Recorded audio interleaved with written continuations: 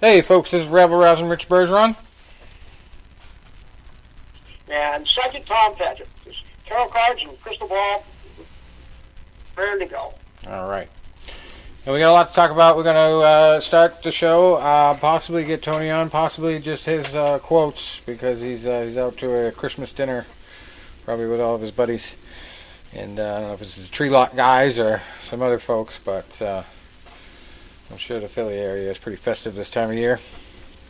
So we got a lot of MMA to cover.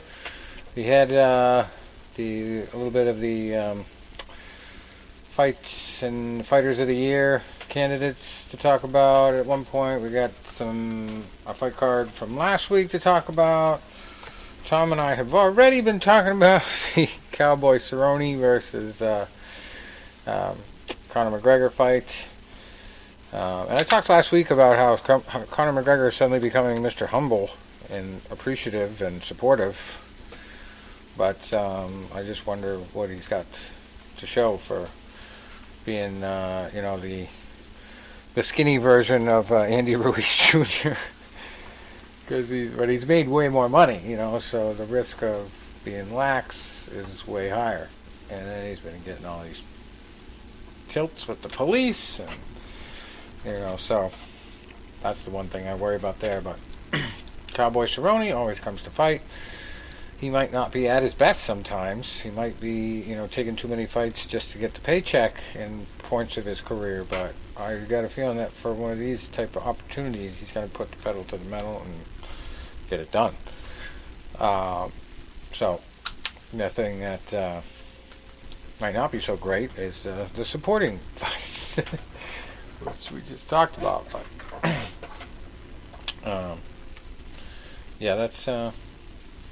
that's coming up. What's the date on that, Tom? January 18th. Yeah, so he's waiting for a whole new year. Going to start it off right. He's going to have 2 more press conferences and no more fights that year. Watch. I don't know. I don't know if he's going to actually come back full strength if he doesn't win the fight. I think he might just think, well, it'll be interesting.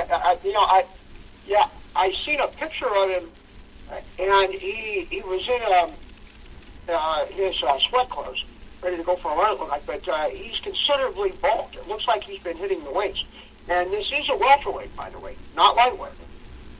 Right. And all I can say is sometimes strength helps, but in the fight business, it ain't about a body beautiful thing and how much you weigh. So we'll see how he can carry it. Didn't work too well the first time. Well, we had UFC Fight Night 165. We're going to talk about real quick here, go over the results. As I mentioned when I was talking to you, I don't know if I got it on the air yet, but Frankie Edgar got knocked out by the Korean stun gun there. Or the Korean zombie. No, different guys, the Korean stun gun. In Korea, so obviously he rose to the occasion in front of the hometown fans, and you got a feel for Frankie. He's a UFC veteran. He's been at it a long time, but I guess in this situation, it's probably his reach more than anything that has his downfall, because he just couldn't. I didn't see the fight actually, but just looking at it on paper, TKO from punches first round. Just got to guess that that was his problem, because he was always more wrestling than anything. And if somebody could stick takedown defense in his face and just throw punches, he's always going to be at a reach at a disadvantage, because he's a very short guy, very short reach, and he's built for wrestling. So you take that wrestling away, and he sort of becomes useless. And it happens to a lot of veterans in MMA. They just end up their style that used to be dynamic and unique is just what everybody does now. So Chan Sung Young is just another example too of that hometown crowd just hypes you right up. And he's not really known for knockouts. There he is.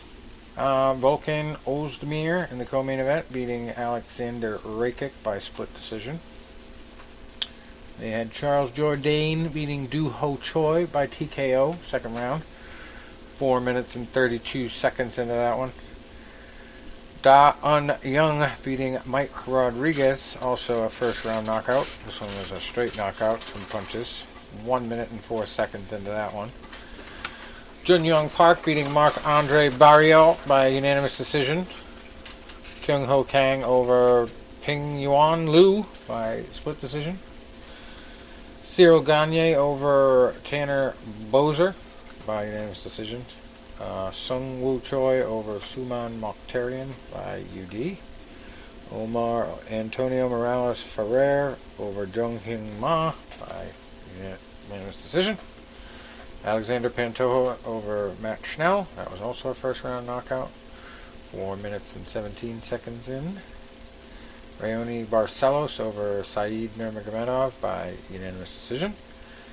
Amanda Lemos over Miranda Granger by technical submission from a rear naked choke. 3 minutes and 43 seconds into that fight. Then Haile Alateng over Ryan Benoit by split decision. That was it for that one. And UFC is going to be having a big Christmas break here, because they ain't back until January 18th. So, got nothing on the schedule until then but Bellator, and I believe the PFL might be having their playoffs at the moment, but I haven't really been following them too closely. But that could very well be the reason why we're seeing such thin cards from the UFC. But I don't know. They're probably not re-signing a lot of fighters that have name recognition and, put on a show factor, even if they are getting older. They're losing a lot of these people. They're not going to be able to keep these veterans who just see greener pastures elsewhere. But speaking of legends, we got Bellator 237 coming up tomorrow night from the Saitama Super Arena in Saitama, Japan.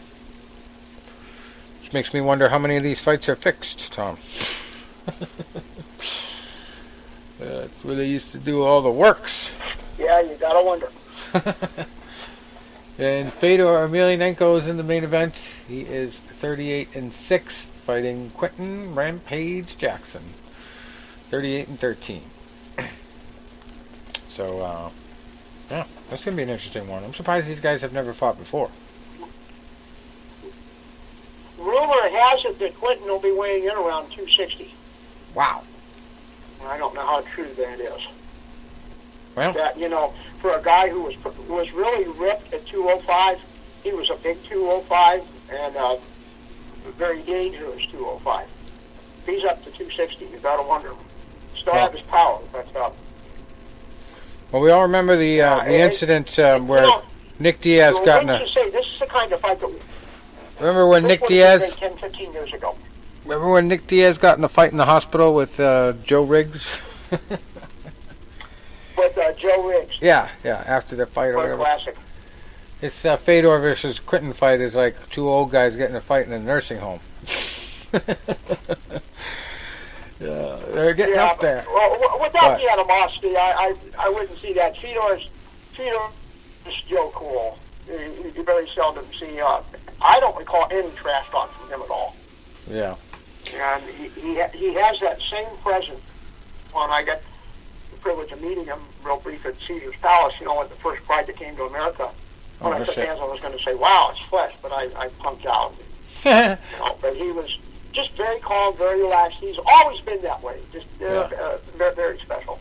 Oh, I think he's hands down got the best shot at winning this one, because Quentin, I don't know, he hasn't really shown like that consistency of fighting a lot, and Fedor's ready anytime they give him a call to get in there. And he's never been one of those guys that has to be in shape for a fight. He can still level you and look like he's been drinking beers all day. But to play devil's advocate, what's the last thing that goes in a fighter? The punch. Yeah. Quentin has that. And if you look at Fedor's chin, it's been going downhill for years now. Because, his chin was Sean O'Grady, former lightweight champion in one of the boxing divisions back in the early 80s, he made the comment that your chin is like your cash register. You keep bringing it up, and eventually it pops open. Yeah. And I think with Fedor, he had a great chin until he didn't all of a sudden. Yeah, actually, for years, when he lost it, when I first followed MMA, and I really wasn't doing a whole lot of writing about it, but I first was getting into it and talking to people about it and watching it. And people would always say, Fedor is the greatest of all time, and this, that, and the other thing, and he never fought in the UFC, and there was all these years that went by that he was just fighting guys with really, journeyman names, but they weren't world beaters. But everybody, would see how he beat them and just be like, oh, this guy's the greatest thing since sliced bread. But in reality, he was just beating the small fish in a small pond. So, in the long run, once he really got into competition like Bellator, even though he was coming back from retirement, and not at his ultimate prime, he faced a lot of difficulty. I mean, look at the Matt Mitrione fight. It was crazy. You never see stuff like that. You remember though, in the early part of the last decade, Nogueira was at his prime, and he fought him. Krokop was at his prime, and he fought and defeated him. Mark Coleman, Kevin Randleman. I mean, all world-class guys. So, but I do understand he didn't face the best of the UFC fighters. And remember, there was, not that I know anything about. There was one of the rumors that there's no Asada over in Japan. Now, Fedor never seemed to have that kind of physique. Oh yeah, where he was chemically enhanced. But yeah, that means the UFC is responsible for their own testing. Never know. So, testing for the day of the fight could be up in the air, especially with Bellator. I mean, I don't want to badmouth the whole organization, maybe it's a coincidence. They kind of have a past but that. but here's the thing: it seemed to be a trend that a lot of those guys who came from Pride, all of a sudden, seemed to lose some kind of an edge in the UFC. Now, I'm not saying it's chemical. Right. It could have just been age, because you remember Pride was pretty brutal because they had this 10 and 20 minute rounds. So it could have been wear and tear, but you got to wonder that why all of a sudden did things change that dramatically. Right. Just saying. All right, well, I'm going to go down the list of the big fights. This is a stacked fight card for Japan for December 28th here. We got Michael Chandler against Sidney Outlaw. 19-5 for Chandler, 14-3 for Outlaw. Michael Venom Page on the card, 16-1, going against local favorite, hopefully for him anyway, Shinsho Anzai, 11-3. So that'll be a barn burner, hopefully, for the home crowd. Lorenz Larkin, 21-7 against Kita Nakamura, who's 35-10-2. Then you got a female fight, Elara Joanne, 9-4, fighting Kana Watanabe, who is 8-0-1. Then we got Goiti Yamauchi, 24-4, against Darren Cruikshank, who is 22-12. Seventh fight of the night, Sergei Shemetov, 9-5, fighting Shoma Shibasai, 5-2. We got John Tuck, 10-5, fighting Ryuichiro Sumimura, who is 15-6. Fifth fight of the night, Andy Nguyen, 6-8, against Ai Shimizu, who's 6-1. Fourth fight of the night, we got Yusaku Nakamura, 16-6-1, fighting Makoto Takahashi, who is 8-1-1. And I'm not going to really read the first three, they're not big deals. So, that should be a decent card. I don't know what the time difference is going to be, or what they're going to show, or when they're going to show it, but Bellator is usually smart about those things, so I wouldn't be surprised if they did it in prime time here anyway.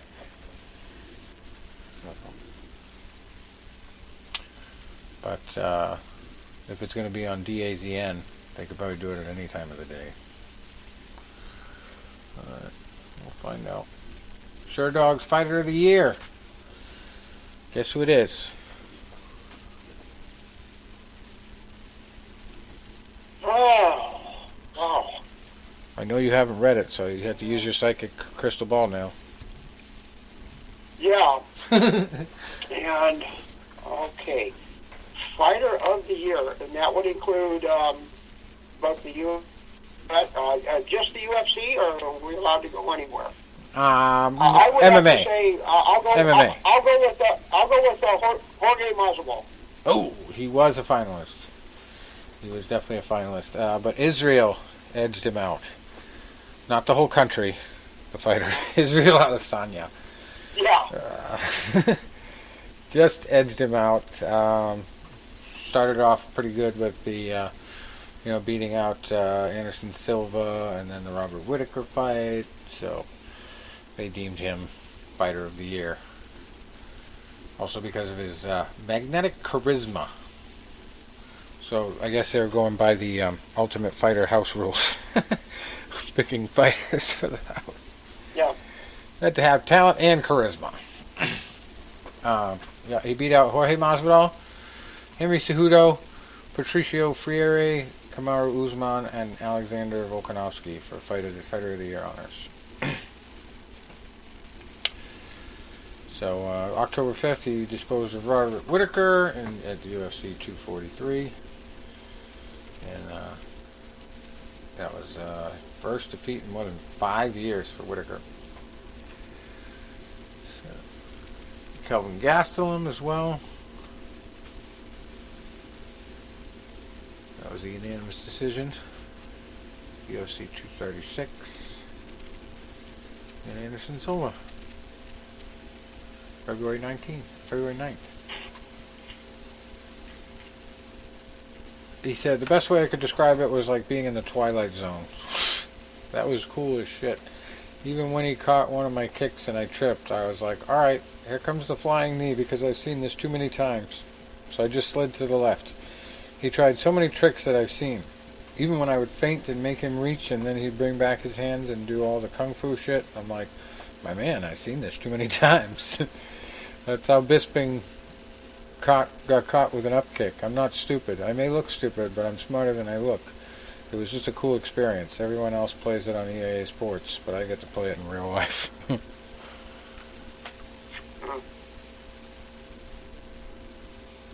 So, that's the MMA of the week as far as events. And, of course, we got the big boxing matches to talk about. As predicted, Tom probably didn't even have to make this prediction last week by what we were talking about with how we got into it. Julio Cesar Chavez Jr. there, coming in overweight. No surprise he lost that fight to Danny Jacobs. But he also lost $1 million. I don't know if you covered that part of it. I guess it cost Jacobs earned an extra $1 million for making his cruiserweight debut. It wasn't Jacobs' light heavyweight debut. Chavez was probably in the 190s for that fight. Wow. Awful. So he got the win. I did read some pretty crazy stuff, though. Severely. Somebody had shared it on Facebook, and I got into reading a little bit. I didn't get to the end, but before that fight, a long-time trainer of Jacobs basically got fired in a very surreptitious way, very shady operating type of bullshit. And he was supposed to get 10%, or no, I think it was 5% of the purse offer. And they ended up giving him $100,000. And this is a guy that's been with Daniel Jacobs since he was a kid, training him. So didn't even give him a phone call or whatever, just, sent him the check and went their different ways. So there was a big article about that, but I didn't really get too deep into it. I just read that part and it was just like, Jesus, that's pretty cold. But it happens too many times. Guys get entourages and money, and they get people whispering in their ear, and they'll turn your best friend against you if it, helps them make a buck. So I hate to see stuff like that in boxing, but it happens. And of course, we had the big one, fight of the week, fight of the month, fight of maybe a year. I don't know. The rematch turned out to be more not controversial, but more amazing than we could have predicted. Tony Harrison over Jermell Charlo. We thought that's how it was going to go until Tony Harrison did what, I don't know, a lot of fighters would compare maybe to the not as severe, but to the $1 Million Baby plot, where they kept saying, keep your hands up at all times. Keep your hands up at all times. And what does she do? The hands come down, and then boom, she has a catastrophic accident.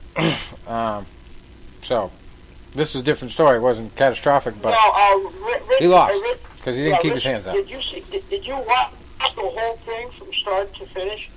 No, I actually tuned in probably like 5th, 6th round, and I was kind of watching out of the corner of my eye until the last few rounds before it ended. And like the last 3 rounds, I watched the entire rounds. And when Tony Harrison started clowning, and Charlo just took a back step, all the announcers were just like, what is he doing? You should have jumped all over him. And Jermell Charlo just kept his calm, and he waited for the next time that happened. And or he just clubbed him to the point where it was just like, all right, you're going to disrespect me? He just kind of took note of it, basically, and was like, all right, next time we exchange, you're going to feel my answer to that disrespect. And it was just like, oh, what a lesson, though, for any fighter coming up to see that. This is what happens when you clown around. It's not a fucking clown game. This is serious business. So yeah, he paid for it. Harrison was dropped in the 2nd round, and you think that, and it seemed to be a wake-up call, because the way I seen it, ring generalship, Harrison won a lot of those rounds.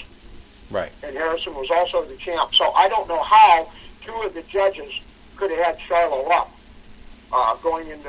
Charlo really didn't need a knockout, but on my card, he would have had to really do something big if it would have went to the judges into those last couple rounds. And the rounds were close, but I just think Harrison was just a step ahead until he wasn't. And all of a sudden, boom!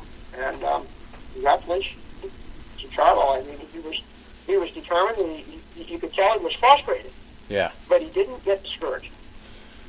Yeah, he bided his time, waiting for his opportunity, and really Harrison just gave it to him, and to some extent. And then, the fact that he was bitching at the ref when it got stopped, I was just like, are you serious? Look, you got no reason to bitch. You put yourself in that position. But, granted, he's going to be pissed off. He's naturally upset. But don't try to say the ref wasn't doing his job right there. Anyway, great fight, great card. On the undercard, there was a heavyweight fight. And was it the Lebedev fight? Or, I don't know. It was a heavyweight fight. And let me tell you, it was... At first, I was just like, oh, this is ridiculous. Oh, it was wild. Ajagba, right? F.A. Ajagba was fighting a German dude, I think.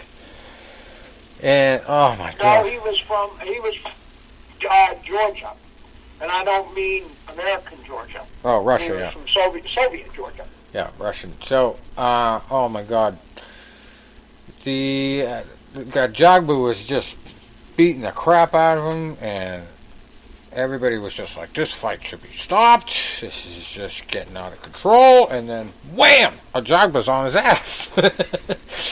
It was like zombie fighting took hold, and he came out with the freaking power punch. He was saving up, his energy from getting pounded around, and just landed this fluke shot and knocked him right on his ass.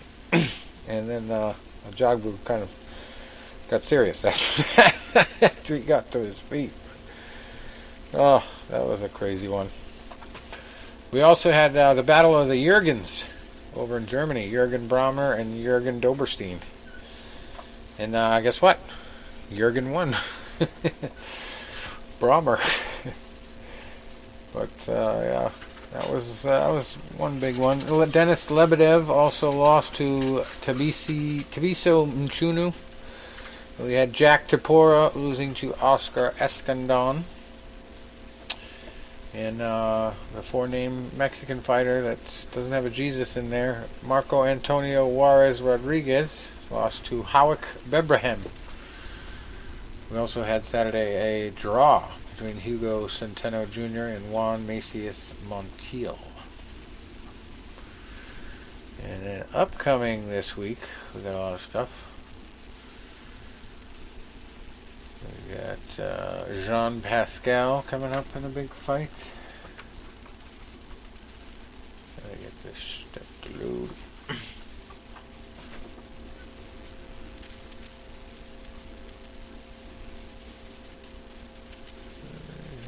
Here's one from Japan worth mentioning.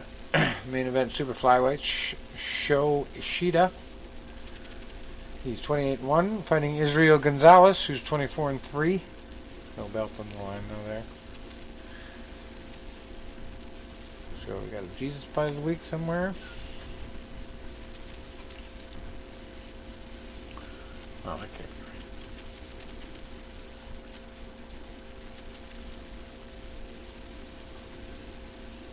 I only got like 4 fight cards on here.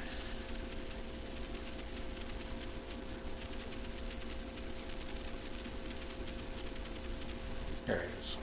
Over in, speaking of Georgia, the American Georgia is where all the big fights are this week, Saturday.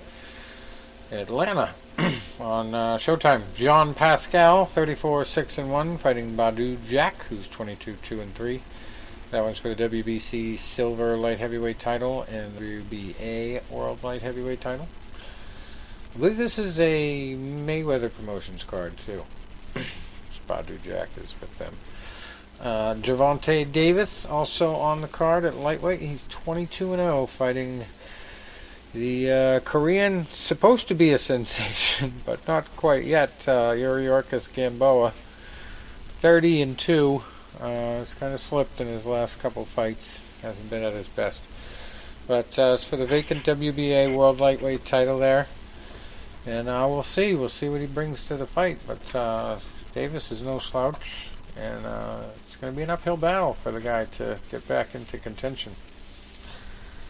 For years he had the big name. He was stringing together the wins. But there was a fight that came up. He just quit.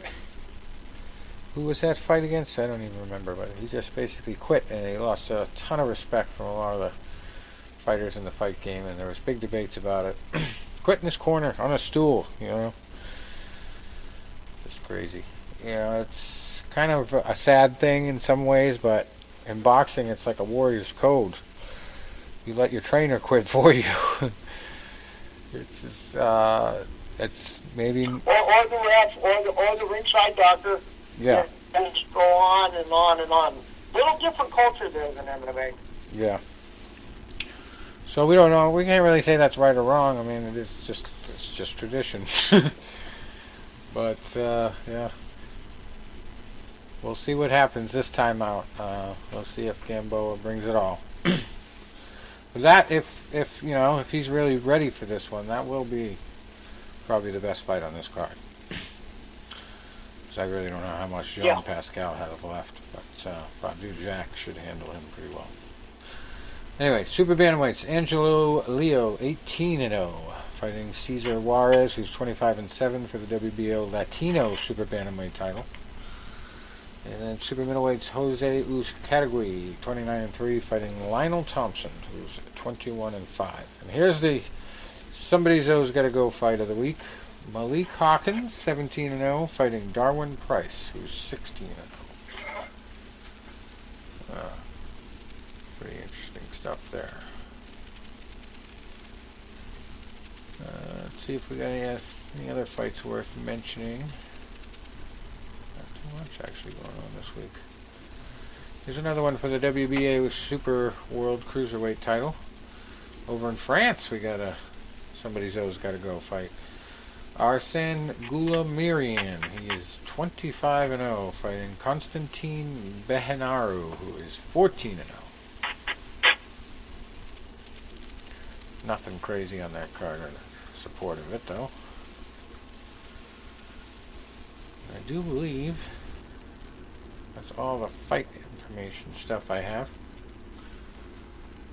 As far as events go,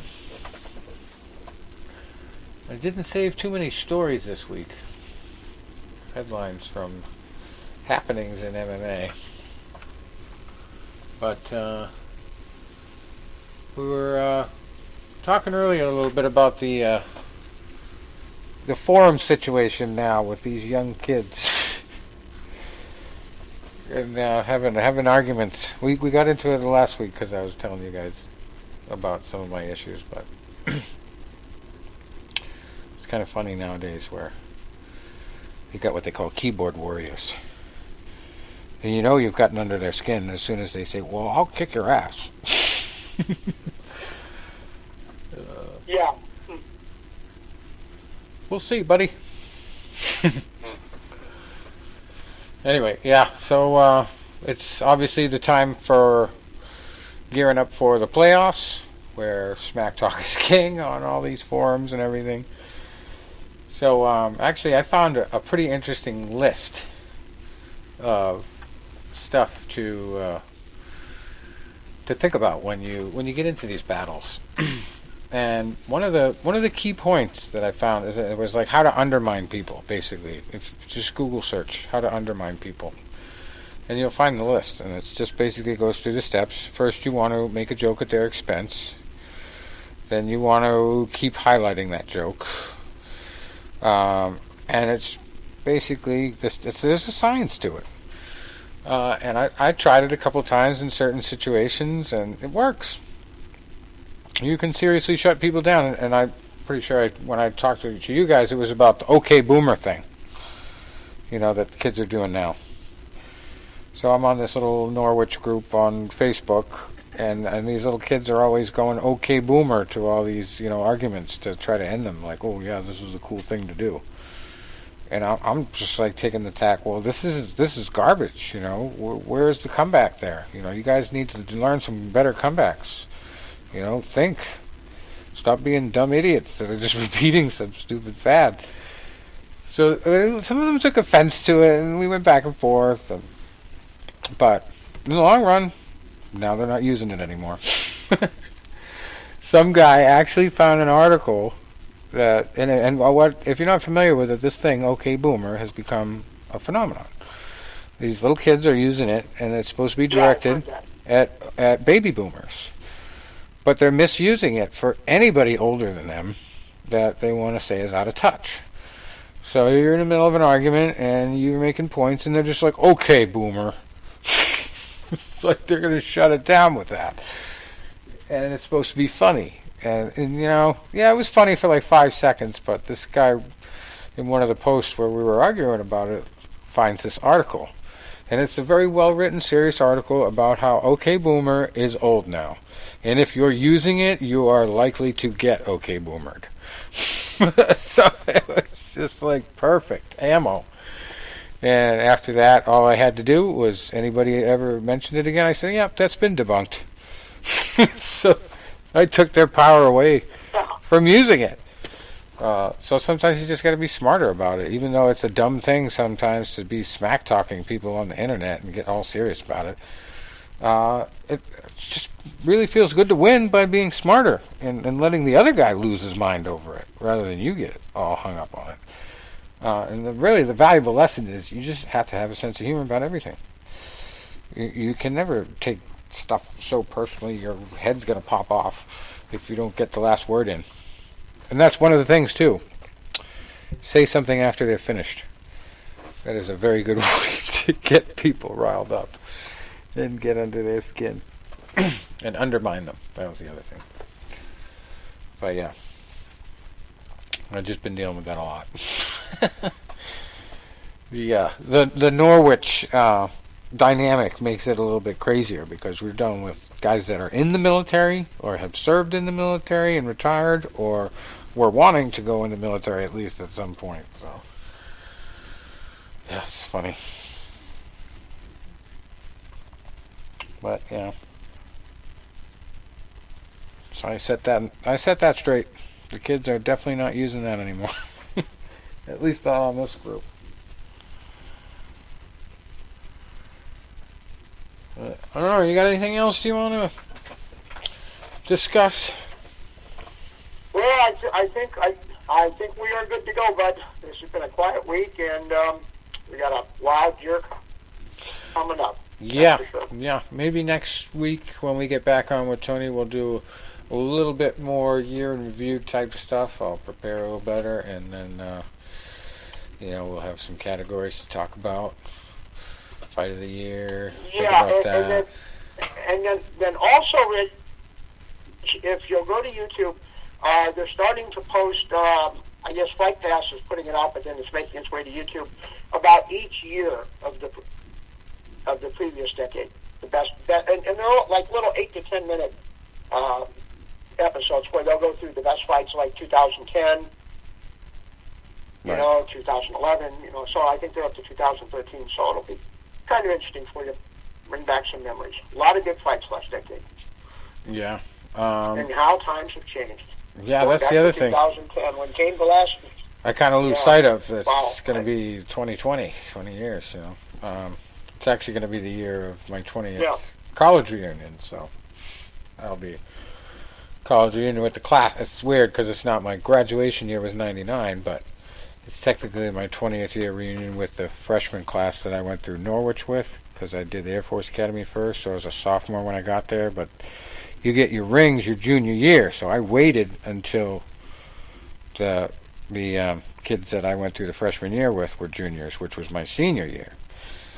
So this is technically going to be my 20th anniversary year. Big year. Anyway,